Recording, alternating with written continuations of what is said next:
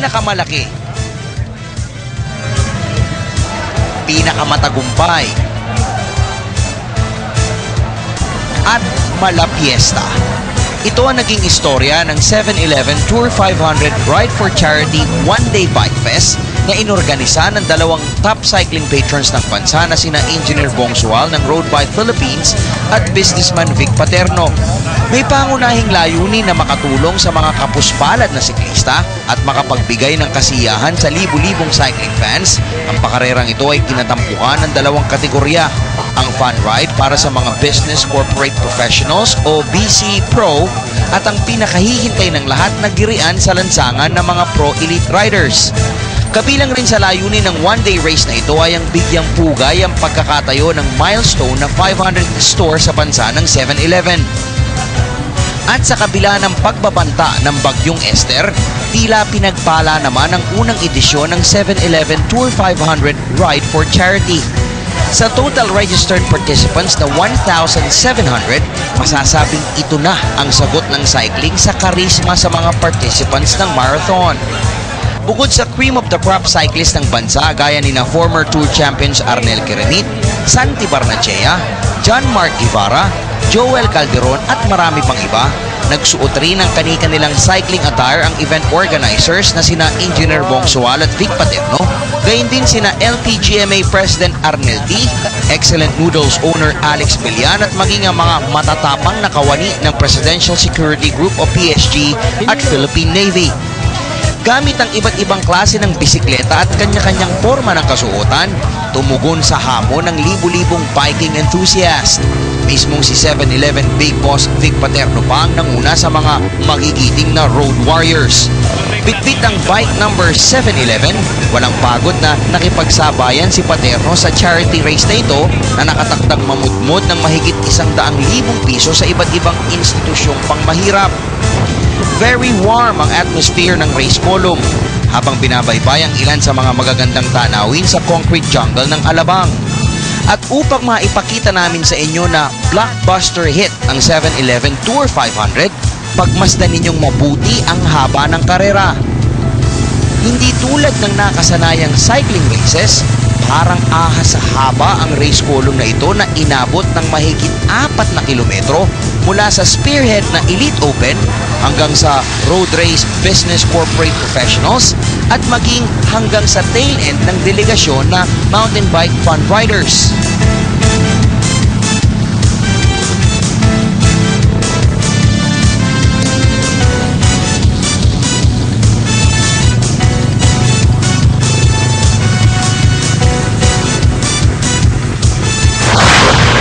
Kahit pa nagsimula ng humirap ang pidalan, nakukuha pa rin kumaway sa aming kamera ng mga game na fun riders. Sa puntong ito, neutral zone pa rin ang karera. May kasikipan kasi ang mga lansangan sa Molino, Bacoor, Imos at Dasmariñas, kung kaya't sa 13 Martires o kilometer 36 na ng karera opisyal na pinakawala ng mga siklista. Dito ay agad na nagbanatan sa akyating bahagi ng 13 Martires at Amadeo Cavite ang mga magigilas na pro elite riders. Unang pumiglas ang trio ni na Hilson Mangahis, Rustom Lim at Erickson Obosa.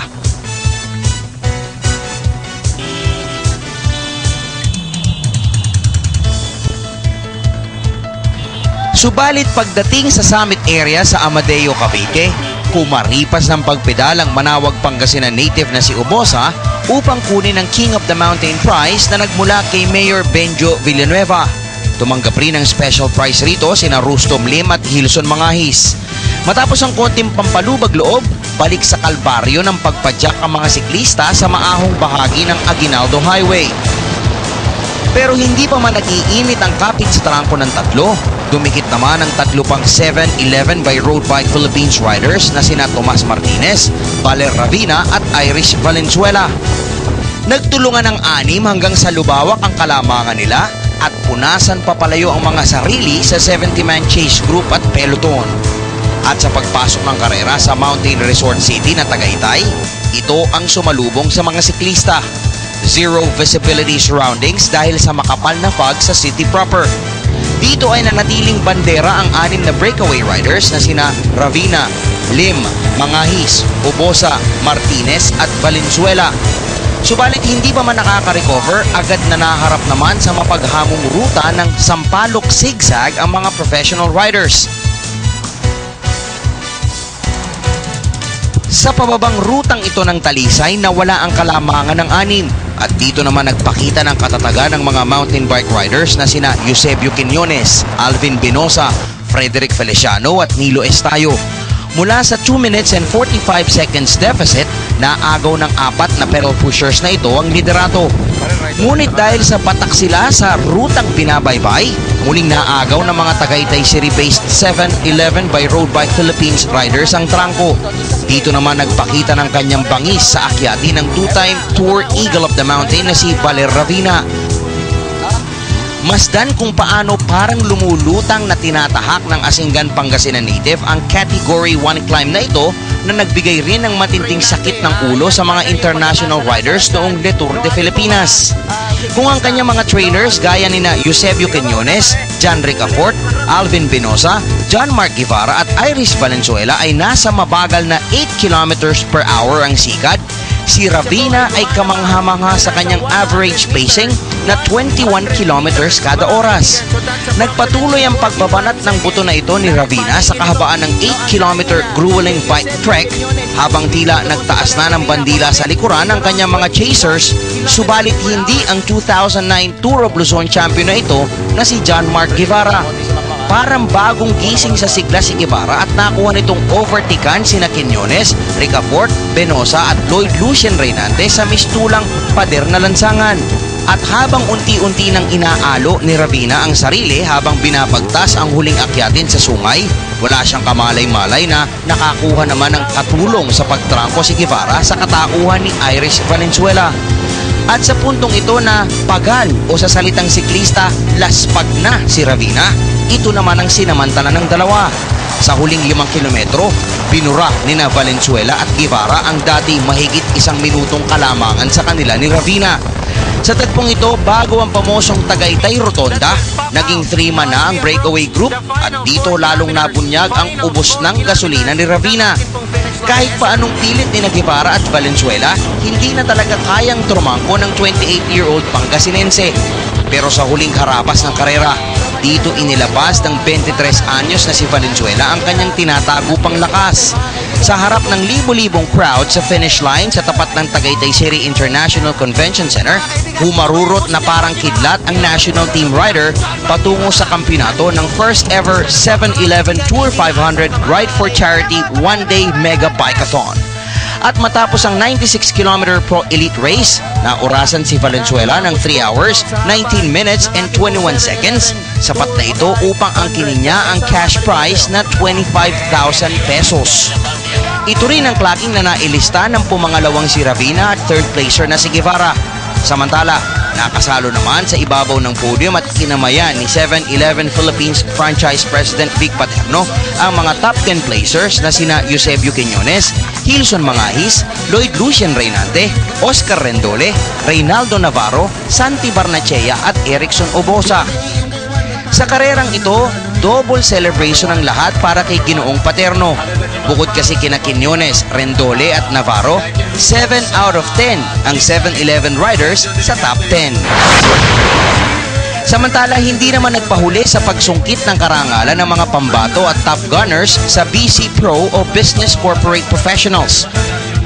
Ang mga top 10 finishers sa kategoryang ito ay sina Romeo Camingaw ng Excellent Noodles, ama ni Irish na si Kiko Valenzuela, HBC owner Ernie Hortaleza, Grover Baisa, Romel Lindayag, Victor Viray, Lian Cruz sa Ulsibayan, Jun Urrutia at Andrew Chindalan. At matapos ang naturang bikeathon, inamin ni Ginoong Vic Paterno na labis ang kanyang katuwaan sa naging takbo ng karera. Lalo umanong na-inspire ang 7-11 na ngayon pa lamang ay i-blueprint na ang bigger version ng kanilang event na ito sa susunod na taon. Well, next year we're going to do something similar. We're happy with the turnout, but we can always improve. So we're learning from this race. We'll improve for the next one. One of the reasons nga na ginawa ko tong, or conceptualize tong race na to. Naiingit ako sa mga marathon. Ang gaganda ng mga karera nila, lalaki. So sabi ko, try ko naman sa siklista. And we'll see. Mukhang may laban naman. Isa lamang ang 7-Eleven sa todo buhos na ang suporta sa Philippine cycling at Filipino riders. Dalangin na may umanod pa ang ganitong klase ng tulong dahil naniniwala kami na ito ang sport na kayang mag-excel ng Pinoy worldwide.